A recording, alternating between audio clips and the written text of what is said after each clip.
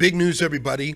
Mark Carney's lawyers just blinked and agreed to allow Rebel News journalists into the G7 summit. Let me give you some background. Carney banned us from attending the G7 summit that starts this weekend in Alberta. He refused to accredit our journalists, but he had no reason other than political spite and a thin skin. So we did what few independent journalists know how to do. We rushed to court, and I mean rushed. Our legal eagle, Sarah Miller, drafted the lawsuit quickly and filed it in court. If you haven't read it, it's an easy read. Go to letusreport.com and you can read it for yourself. Now, in my bones, I knew we were right. Carney's Foreign Affairs Department had no justification at all for keeping our reporters out. And unlike Trudeau's Debates Commission, who tried to ban us twice, this time they didn't even try to come up with a justification. They just refused to accredit us. No reason given. But that just doesn't cut it when you're the government violating freedom of the press. It doesn't work that way. So I knew we had a good chance, given that the Federal Court of Canada has already twice slapped down the Liberals for trying to block our journalists. But you never know what's going to happen in court. You never know what judge you're going to get. There's always a human factor, a risk. So I was still a bit nervous. My main concern was this: could the justice system move fast enough? Trials often take years. We were asking the federal court to have an emergency hearing the next day at 9:30 a.m. and to give us their ruling that same night. That's faster than 99.9% of all court cases. And I think that's what Carney's lawyers thought would save them.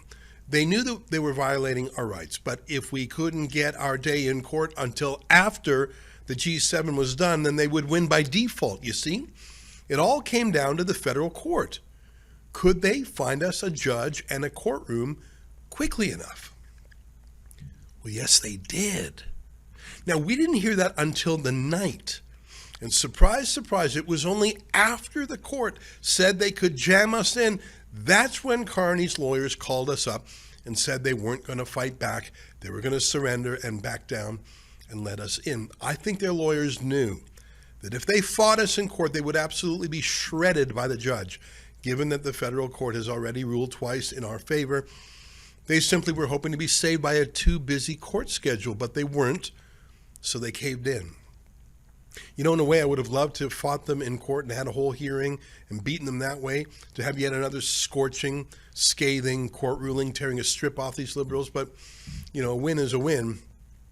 Although we didn't have to go to court, we still had to go to the expense of hiring a lawyer to draft the lawsuit and prepare for court. I haven't received her bill yet, but it will surely be thousands of dollars. But it's worth it. We stared down Mark Carney, and he blinked.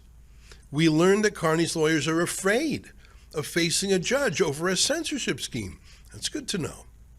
And hopefully we've deterred Carney from trying to censor us or any other independent journalists in the future.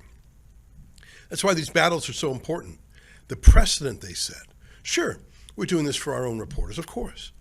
But we're doing it for every reporter in Canada too, even if they don't know it or appreciate it. Now, if you think this short battle was worth it, please help me if you can. Crowdfund the legal bill when I get it. I'm grateful to our lawyer who dropped everything to work on this full tilt. She was obviously convincing enough to have scared Carney and his army of lawyers. Again, if you want, read the lawsuit at letusreport.com. And if you can, please chip in a few dollars to help me pay for that. I think there's no way they would have let us in if we weren't obviously ready to go the whole distance in court.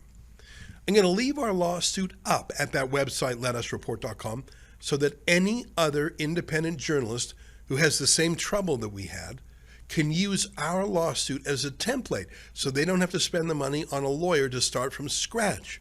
We've done that with most of our lawsuits, by the way, including our lawsuits against Liberal cabinet ministers who block journalists on Twitter. If you think that work is valuable, please go to letusreport.com to chip in to help me pay for this. Now that we're accredited, by the way, we're going to send 3 journalists, our chief reporter Sheila Gunn-Reid, as well as Sydney Fazard and Angelica Toy.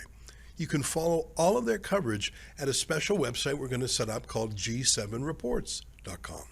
All right, that's a big victory. Thanks for helping us. Go to letusreport.com to see the lawsuit that did it.